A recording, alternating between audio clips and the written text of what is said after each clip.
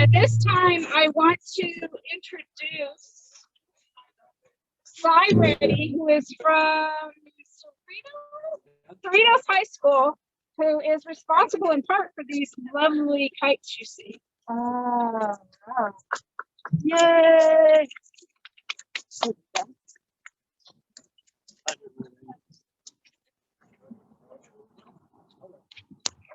Good morning, everybody. My name is Cy Reddy, and I'm a student from Cerritos High School. Every year, on the 11th day of the 11th month, we gather to remember and to honor those people who died and survived, and to educate for peace and for justice. When World War I ended with an Armistice Day on November 11, 1918, Armistice Day, called Veterans Day today, was designated as a day to celebrate world peace. Since then, that purpose, that mission, that dream to keep the state of peace seems to have been lost somewhere along the way. After World War II, the U.S. Congress has decided to rebrand November 11th as Veterans Day, honoring the warrior quickly more into honoring a day for military and glorifying war. Armistice Day was flipped from a day from peace into a day for displays of militarism. With wars and international conflicts so common these days, we become acclimated to hearing about them in the news. Acclimated, but not immune. Among the people who've been affected by the destruction of war are our sons, sisters, uncles, and mothers. Regardless of how distant things may seem, they're only a step away from ringing our doorbells. But organizations such as Veterans for Peace, who have so kindly invited me to speak in front of y'all today, have taken the lead in lifting up the original intention of November 11th as a day for peace. This Armistice Day, Veterans for Peace, Military Families Speak Out, and the South Coast Interfaith Council call on the U.S. public to say no more to war and to demand justice and peace at home and abroad. Even though peace is possible, and call for an end to all oppressive and violent policies and for equality of all people. Over 100 years ago, the world celebrated peace as a universal principle. The First World War had just ended, and nations mourning their dead collectively called for an end to all wars. Celebrating peace, not war, is the best way to honor the sacrifice of veterans. We want generations after us, after me, to never know the destruction war has brought on the people. Thank you.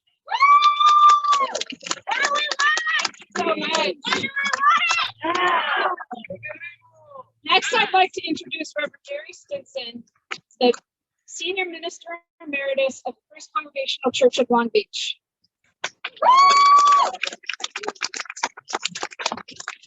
This is supposed to be an opening prayer. At the end, you'll have to decide whether it really is.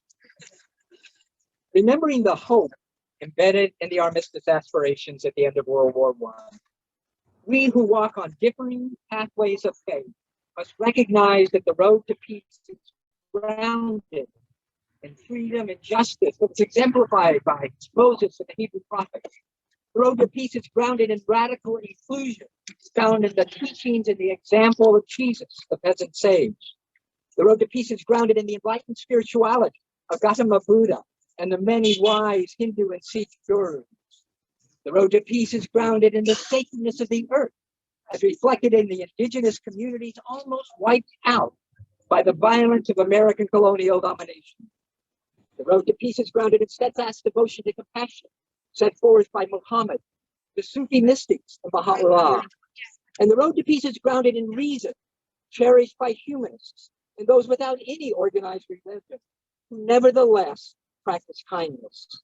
Now, we of all those differing faiths walk side by side in a world still filled with war, a world where American drones rain fire from the skies on an Afghan family mistaken for terrorists, a world where Ethiopia seeks literally to starve into submission those who thrive, a world in which Rohingya and Uyghur Muslims are tortured and few anywhere, especially in America, care, and a world where people in Gaza and Yemen are bombed relentlessly with American-supplied weapons and left with uninhabitable towns and cities.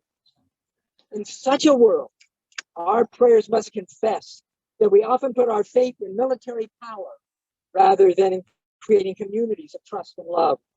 That in the name of faith, we dehumanize others and claim that God is somehow always on our side. We confess that by our actions and inaction, we often become agents of violence and destruction. So this day, let us pledge anew to seek a new armistice that will challenge the militarism of our broken world. An armistice not just talking about peace, but actually peacemaking. Walking together, seeing the sacredness of the human spirit that's in every one of our neighborhoods, of all races, nationalities, sexual orientations, and gender identity. May we strive to build a world where without missiles in our streets, without guns and tanks on the ground, and without drones in the air, we can all go forth and live fully, love wastefully, and be all we can be. Amen.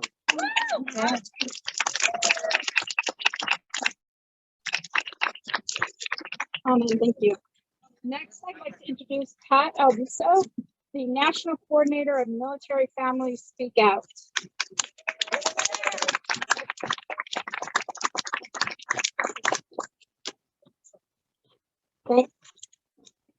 Thank you, Susan. It's a very big pleasure for all of us to be here and see everybody here today.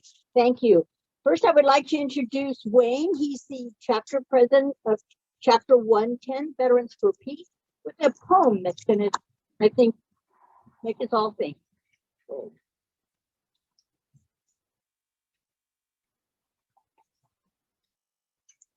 Well, of course, I'd like to thank everybody for coming out today, taking that long walk.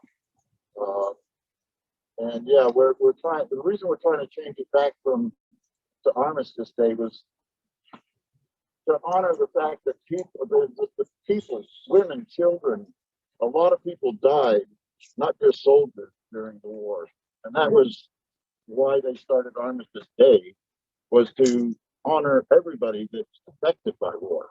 That's the grandmothers, the children that are killed in their towns. We've never been in a situation like that where you're looking and you don't know if the building next to you is going to be blown apart or your building. So, with that in mind, I have a poem by Brian David Hazel, written in 2016. War never changes. The sky is falling. The people are hiding. The jackboots are on their way. A mother is calling. A child is crying. Uncertain they'll live through the day.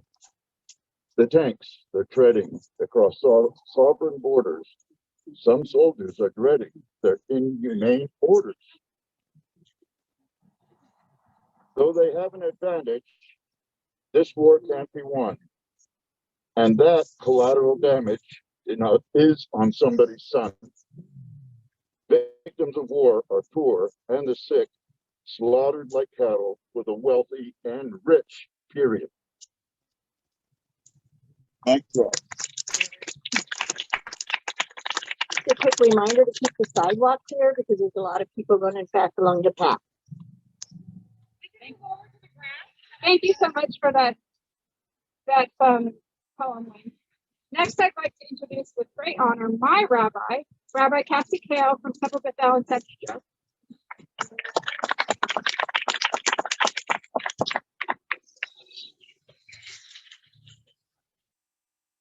Thank you so much, Susan, and thank you to everyone for being here today. It really is such a holy thing for us to be in sacred community with one another.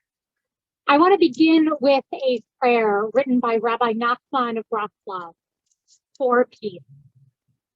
May it be your will, Holy One, our God, ancestors' God, that you erase war and bloodshed from the world, and that in its place draw down a great and glorious peace, so that nation shall not lift up sword against nation, neither shall they learn war anymore.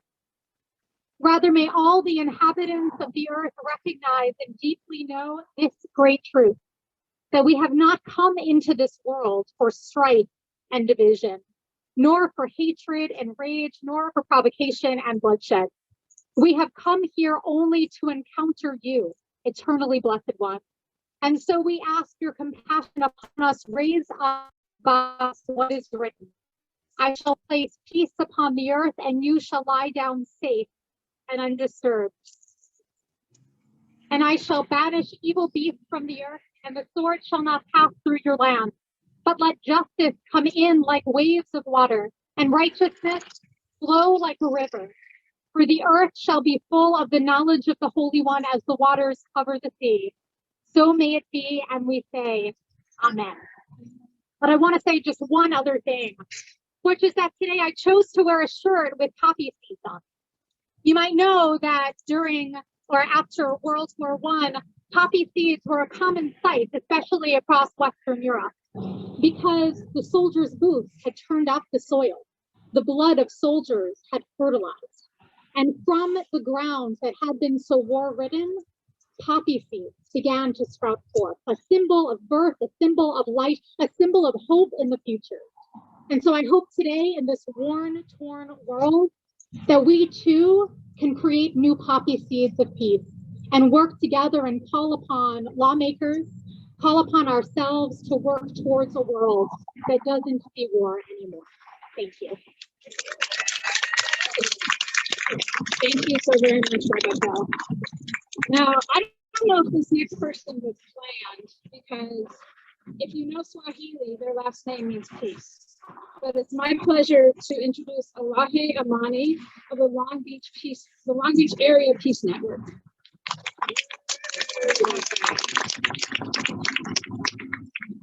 Hello, Long Beach.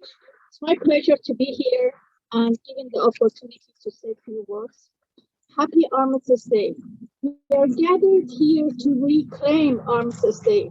This is the day that Armistice signed between the Allies of World War I and Germany in France 103 years ago. The day declared national holiday in many Allied countries as Remembrance Day, a day to celebrate peace and the end of war. We are here to reclaim this day as a true Armistice Day in the name of 4 million Afghan and Iraq veterans. We are here to reclaim this day and shifting the paradigm of war and occupation to peace negotiation, as we believe the 2 trillion cost of healthcare, disability, burial, and other costs could have spent on veterans, invested in humanitarian aid and economic empowerment here at home and abroad. We are here to reclaim this day in the name of close to 50,000 Afghan civilians who lost their lives in 20 years of occupation. We are here to reclaim this day and saying enough is enough in military expenses that can be reallocated to fight poverty, homelessness here and abroad. Did you know that the US did not pay for the largest war of 2 decades in Iraq and Afghanistan? Did you know that it was debt financing that as of 2020 was $2 trillion and estimated interest costs by 2050 up to 6.5 trillion.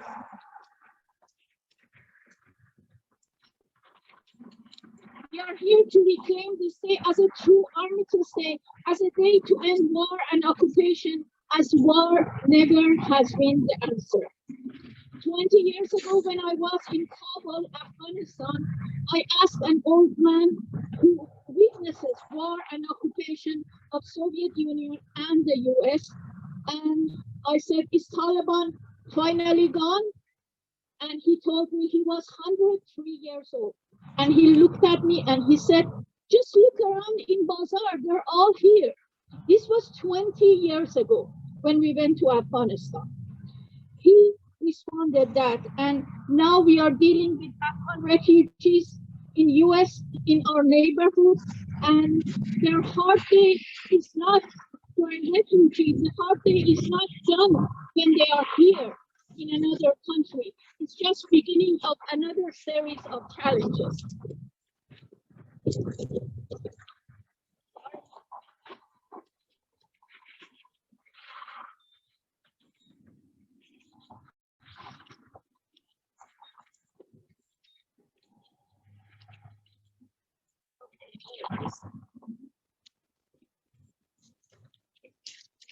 I finish it by saying that the budget that we allocate to militarization can be shifted to economic empowerment, to homelessness, and to peace building and humanitarian aid. I want to finish by a quote by Justice Sack, Afghan veteran, who said, quote, "You know the first chapter of the book, and then hopefully, you know the last chapter of the book. But everything in between was very much ill-defined." Thank you. Thank you so much, Alana. Our next speaker is Tahil Sharma, Interfaith Minister and Board Member of Sadhana, a coalition for progressive Hindus.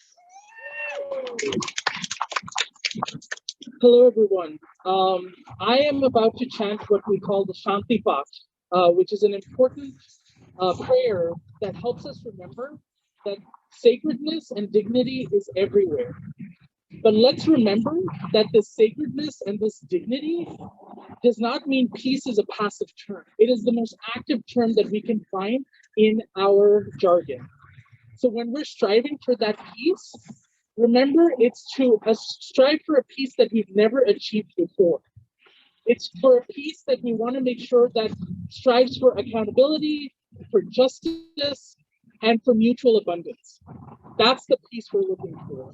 A peace that does not hurt, a peace that brings joy to all of us. So for those of you that want to pray and meditate as I chant, please do so in your comfortable tradition. Oh.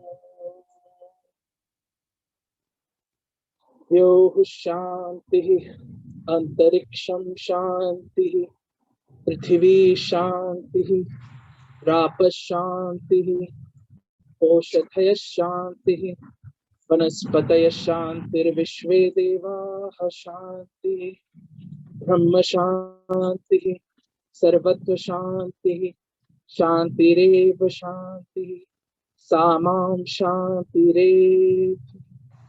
Om Shanti Shanti Shanti. Shri Shubham Bhavatu. May there be peace within us, among us, and all around us. From now until Armistice Day is a day of peace that starts a chapter for peace for all of us. Thank you.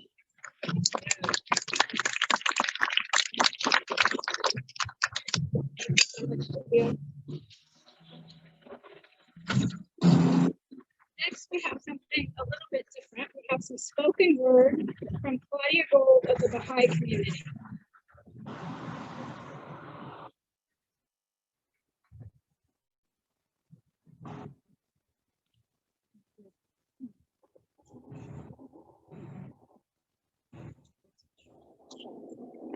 Sing a song of armistice. Sing a song of peace. I am the old one who's seen it all, who can't weep or wail anymore.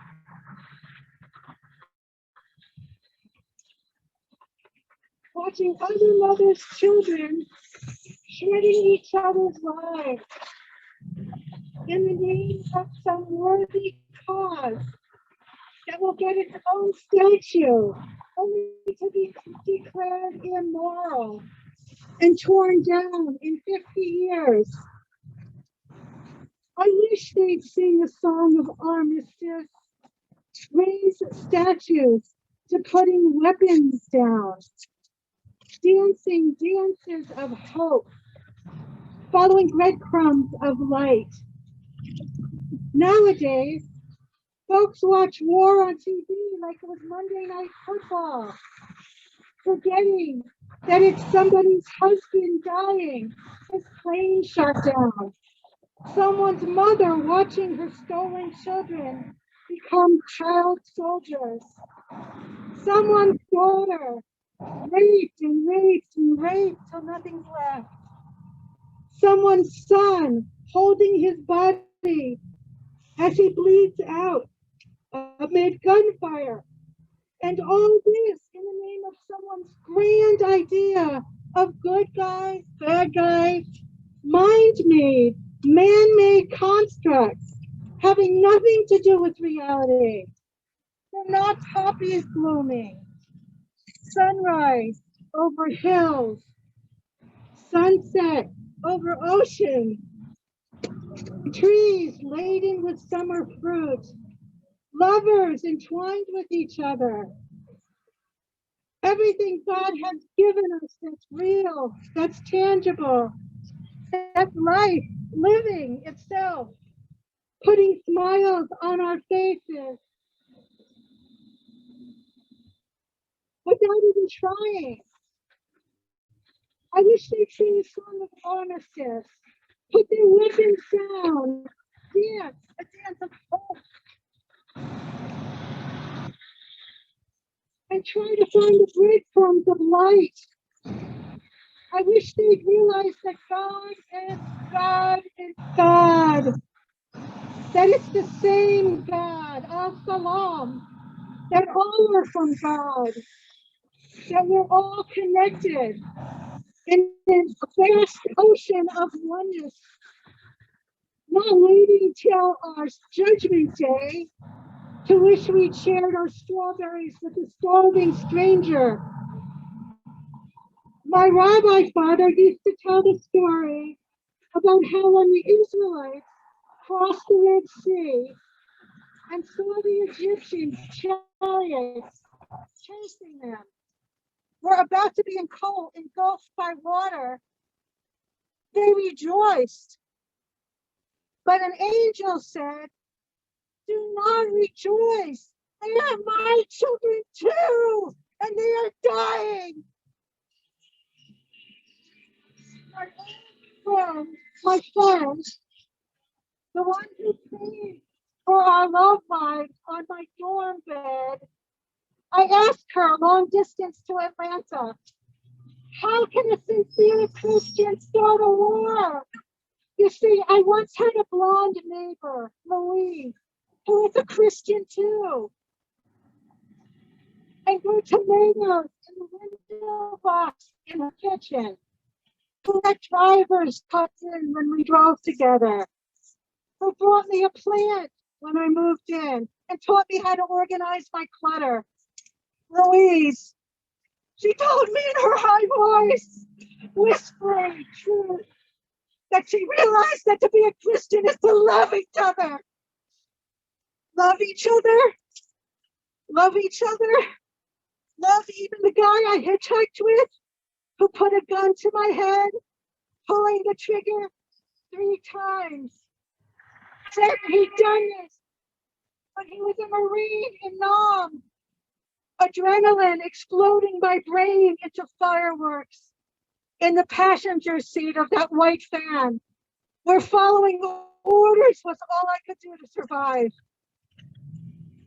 I wish I could have sung him a song of armistice, letting him know that he could put his weapon down, that he could try dancing, following breadcrumbs of light. But could he? It's hard to wait for the planet to evolve. I don't have that long either. So I will dance a dance of hope, even when I feel hopeless, and follow whatever breadcrumbs of peace I can find, even though they may be tainted with blood. And I will hope and hope and hope that when I finally open my eyes to look around me, that someone or many someones will be beside me, each dancing their own dance of hope, following breadcrumbs of light and singing softly, gently. Donut Nabi Hashem Hashem. Please join in if you know it. Donut Nabi Hashem. Donut Nabi Hashem Hashem. Donut Nabi Hashem. No, no, no, peace, hardship, hardship. No, no, peace, hardship.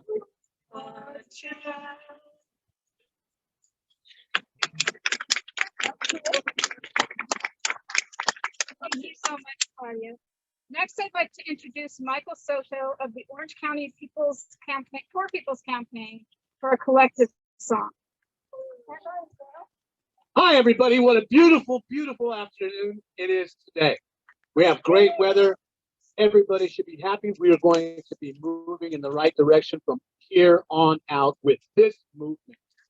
I'm the moderator for the Neighborhood Congregational Church in Laguna Beach. I'm going to help you sing a song today. Please come down to Laguna Beach to the Neighborhood Congregational Church. Sundays, we're an all-faith church. And so, as my backup singers collect up here, there is a park dedicated to my parents, the Phil and Nell Soto Park in Pomona. My father, Philip Soto, served in World War II, was an Air Force bombardier, and was the first Latino elected to the state legislature in 100 years in 1962. My mother was Nell Soto. She's one of the first Latinas elected to the California State Senate and was a senator till 2008. So, social justice, helping the poor, and striving and working for peace is my legacy from my parents and the reason I'm here today. We're going to do a song, and the name of the song is Somebody's Hurting My Brother. Okay, and here's how it goes. And you're going to sing along. I'll tell you when by directing you. It goes like this. Somebody's hurting my sister, and it's gone on. Then you sing far too long. Yes, it's gone on far too long. I tell you, it's gone on far too long. Somebody's hurting my sister, and it's gone on far too long. And the last verse, and we won't be silent anymore. So it's real easy. That was our rehearsal, and here we go. Somebody's hurt my sister, and it's gone on far too long. Yes, it's gone on far too long. I tell you, it's gone on far too long. Somebody's hurting my sister, and it's gone on too long. And we won't be silent anymore. Somebody's hurting my brother, and it's gone on far too long. Yes, it's gone on far too long. Somebody's hurt my brother, and it's gone on far too long. Somebody's hurt my brother, and it's gone on far too long. And we won't be silent anymore. Sing your parts.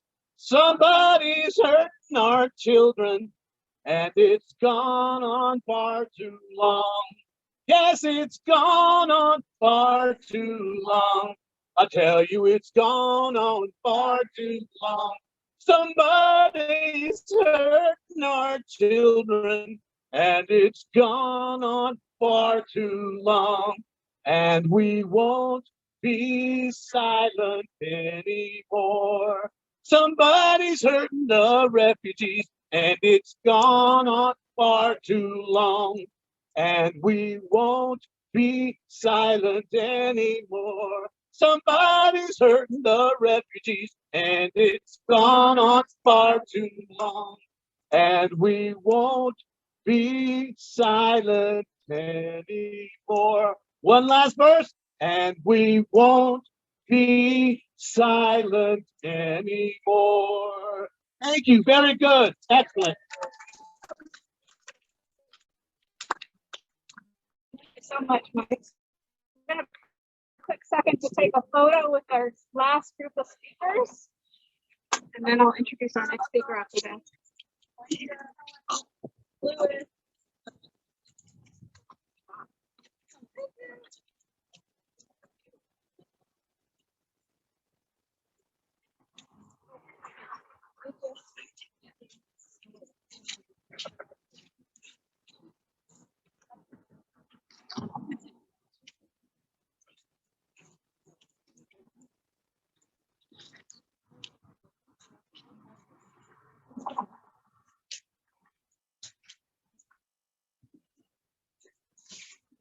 Next, I have the pleasure of introducing somebody who's been part of the South Coast Interfaith Council for a long time and who I consider a friend. Imam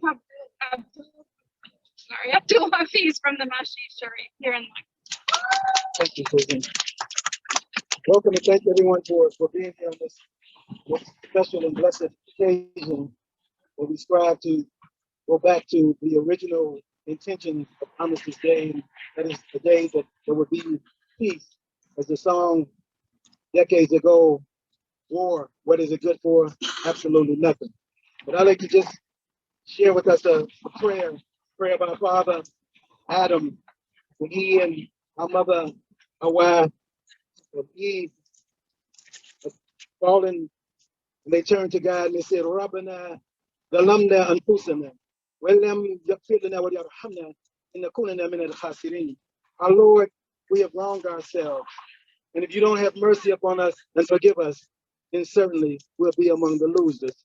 And we too, in the human family, we turn to our Lord and we accept and acknowledge the wrongs that we've done against each other through wars and conflicts and abuses. And we ask God to forgive us and have mercy upon us. And as there's a chapter in the Quran that says, Wal Asr, in the Al-Insani Lafikosh, illa ladina amanu wa amilu salihati wa tawasaw bis-sabr, that verily through the token of time, men are lost, except for those who believe and who come together and act upon their belief with good actions, and who come together with mutual consultation and tender each other with patience and understanding. May we be among those who come together, bringing patience to each other, consulting each other, consoling each other, collaborating with each other to bring justice and peace to a world that is in need. Amen. Thank you so much. Next, it's my pleasure to introduce Juanita Doppelmore of the Veterans Affairs Committee of Long Beach. Thank you so much for joining us today. Yes, thank you all for having me and for this opportunity to speak with you guys today. On this day of remembrance and this season of Thanksgiving, I am by the men and servicewomen, for those who have paid the ultimate sacrifice of their lives. Things like religion, assembly, and speech, which are what we're doing here today. We are here on the home front. We must show them the respect and appreciation for that freedom. Thank you for the family members, the community members, and Americans that stand with us as we continue to fight and keep our lands and shores free and peaceful. As conflicts have moved to our shores, we must, as a collective, work to maintain peace and our freedom and way of life. Those that have fought did that regardless of race, religion, or gender. And again, thank you for the opportunity to speak with you guys here today. Thank you so very much. Thank you so much for all you do for recognition. Thank you. Next, I'd like to introduce Helen Walker, the Women's Regional Leader of Long Beach of the SGI Youth Service Community. Thank you so much, really, for this opportunity to share our prayers of peace. And it's really based on the Buddhist perspective of compassion, the interconnectedness of life, and the absolute respect for the dignity of all life. So our SGI Buddhist prayer as a grassroots world peace movement encompasses chanting or the recitation of the phrase Nam Myoho Renge Kyo. And this is based on the teachings of the Lotus Sutra that teaches that all people possess the potential to bring forth a greater self, to live a life of value creation. Therefore, they're all worthy of respect. So the inherent potential is what we call the Buddha nature. This is a state of life that's characterized by wisdom, courage, and compassion. And this guides our thoughts, words, and actions towards peace in our personal life and in society. And our hope is that it starts with the individual and spreads throughout society. We chant Nam Myoho Renge Kyo to call forth the Buddha nature.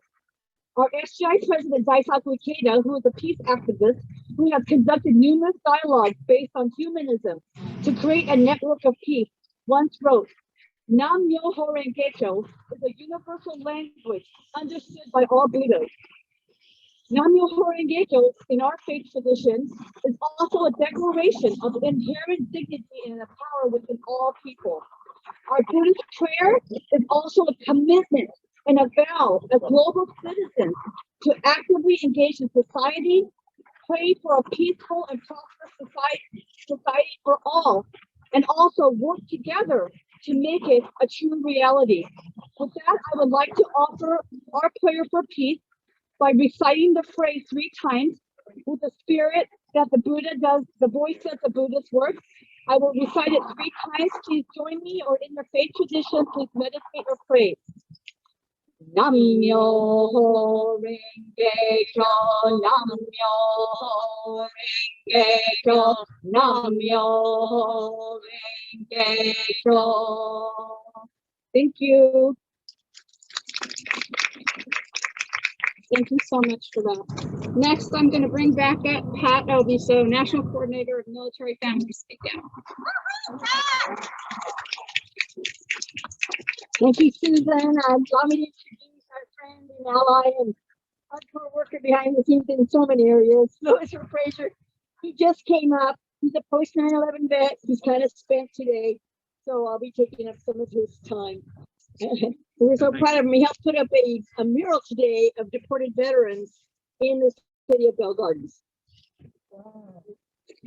Yeah, thank you so much for everybody to be here. We want to thank our sponsors and stuff. Okay, good. Right. So also we want to thank the South Coast Interfaith Council, Veterans for Peace, and everyone here for joining us today. Honestly, thank you. Yes. I'm so delighted to finally be able to attend an event like this one that is not a reminder, one that is not a painful reminder of how many incredible ways people can come up with to glorify war and use our troops as props.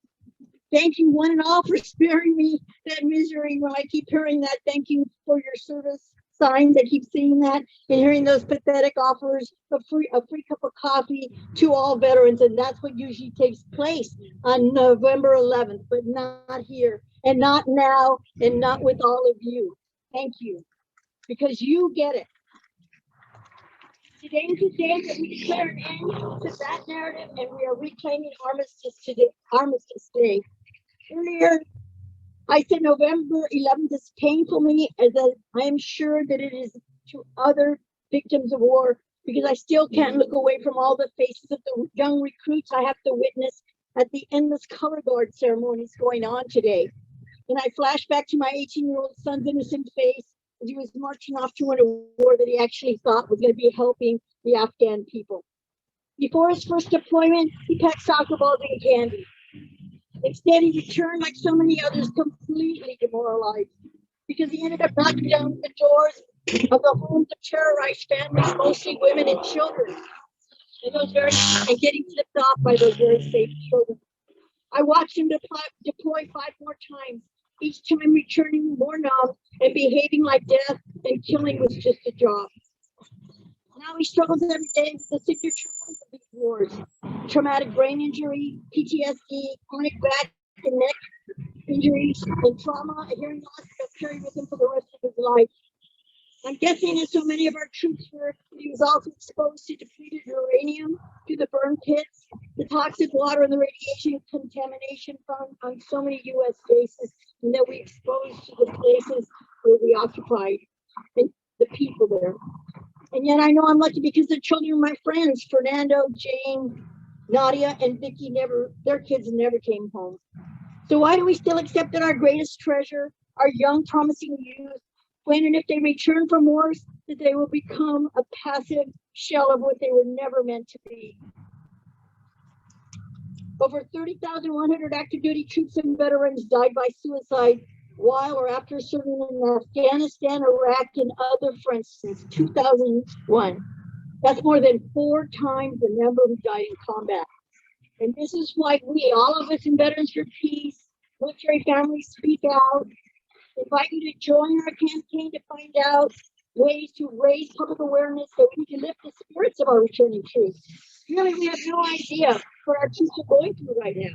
They lived it, and it was a nightmare. help put an end to the national disgrace of 17 military suicides a day. And if we really want to thank our troops for their service, listen, validate their truth without judgment. And also to be that warm place they can go to, knowing we will always be there for them. Welcoming them home is more than yellow ribbons and a party, yeah? We want them and future generations to stay home for good. And that is why we're here today. Let's start making that happen right now by reclaiming Armistice Day. This day is the day we celebrate the end of all wars. Thank you.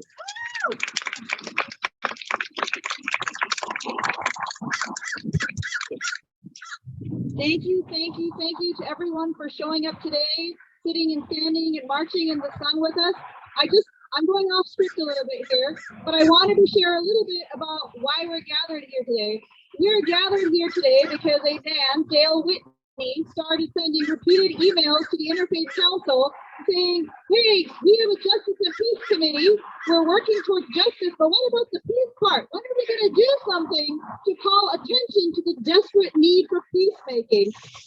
I saw Dale's email. I said, is this yet another day to celebrate militarism? No, thank you. We just don't need another one of those days. But Dale persisted, and he called, and he left messages, and he sent more emails. So I want to give a big fat thank you to Dale Whitney and Pat Albuso for spearheading and organizing and leading these committee meetings. The committee met every single Saturday at 9 a.m. and then subcommittees during the week. So thank you to everyone. Can everyone who participated on the committee please give a wave to everyone so we can say thank you. Thank you, thank you, thank you. I want to thank the South Coast Interfaith Council that never backs away from showing up when it comes to a matter of honoring the human spirit and pushing the limits of what's always comfortable for people. So thank you to, I think we have some board members here. Can our FCIC board members raise their hands? I see Ron Nelson, I see Patty Hudson, I see Susan Brooks, I see Carol Winder. Thank you so much. And our incredible office administrator, Cheryl Benz, who's been patiently live streaming. Let's give her a big fat round of applause. I want to thank all of our sponsors who said to us, even before we got a chance to, we want to show up. So I want to thank Long Beach Area Peace Network, Veterans for Peace, Orange County Peace Coalition, the Long Beach Gray Panthers, the Muslim American Veterans Association, and I think the Commander Yahya, is that you back there? Commander Yahya has shown up. I'm going to offer him his time. No, okay. He can have his time if you'd like it. We'd love to hear from him. I'd like to thank Military Family Speak Out, Masjid Sharif, Lunar Rising Art Studio, Children's Day USA. If I missed anyone, please forgive me. Please give our sponsors and supporters a big round of applause.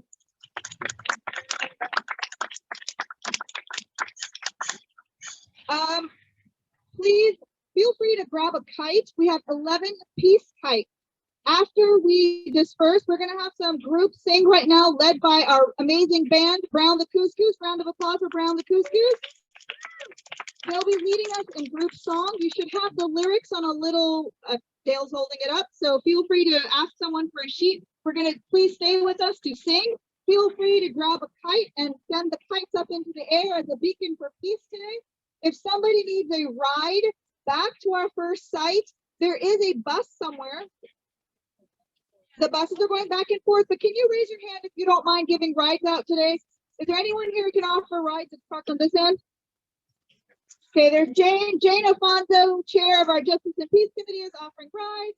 Anna Christensen, Pat Albuso, thank you folks. I'm sure there's people here that can help you.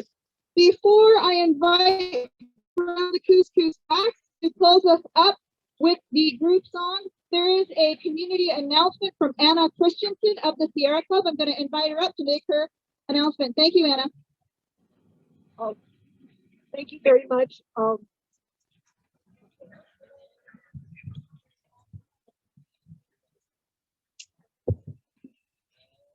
My daughter Tasha led the day off with a song from the indigenous people, the Hashiman Tonga people of this area. So it's kind of fitting that I close this up with bringing them back into the picture. Of course, the first wars the United States ever fought were against indigenous people, and that has not stopped. That has not stopped.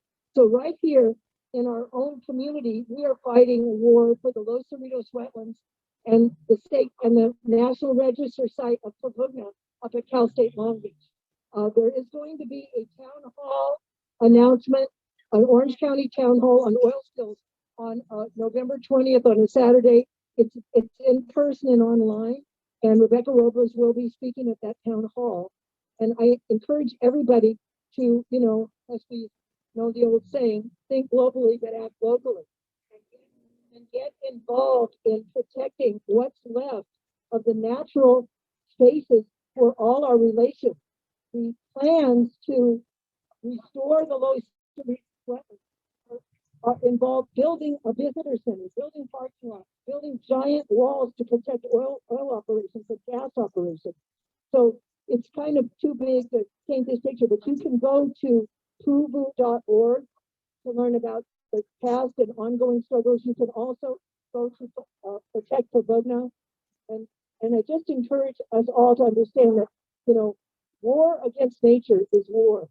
And I really like what that vet said about feeling extracted, that our young people are being extracted.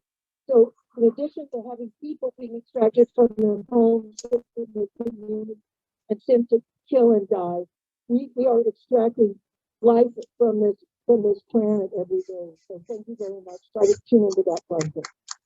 Thank you for that. Before I hand it over to the band in just a second, I want to thank everybody again on behalf of the South Coast Interfaith Council for being here today. I can't be a president without making a pitch for fundraising, so we need donations to make programs like this happen. But I also say that amazing list of organizations that Sarah shared, please go to their websites, find out what kind of actions you can take, and make donations to them so they can continue their marvelous work. Thank you so much.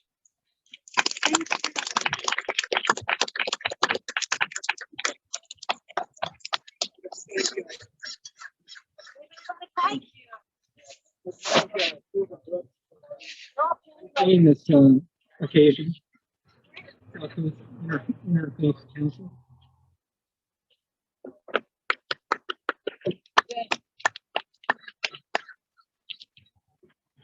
We're going to do let there be peace on earth.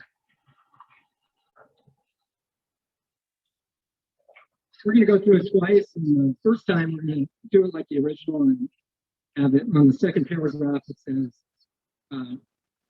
with earth as our mother. We're going to do as God is our Father. And then we'll do the second time, earth as our mother. I'm going to do a little intro and get into the song.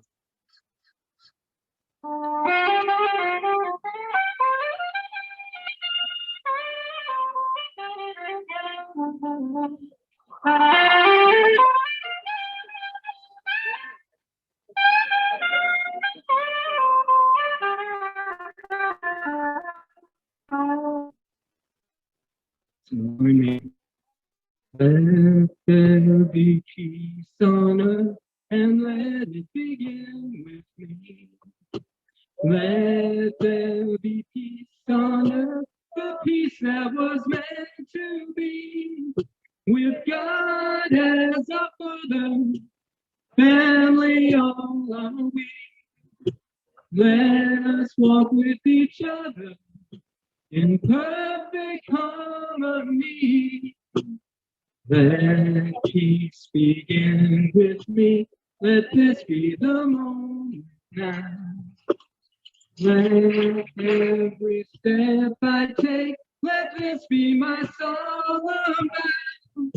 To take each moment and live each moment in peace eternally.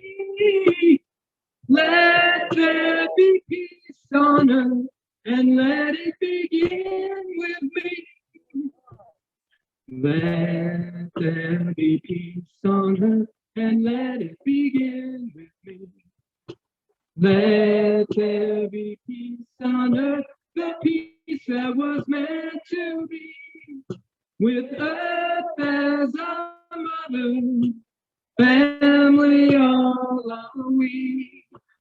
Let us walk together in perfect harmony. Let peace begin with me. Let this be the moment now.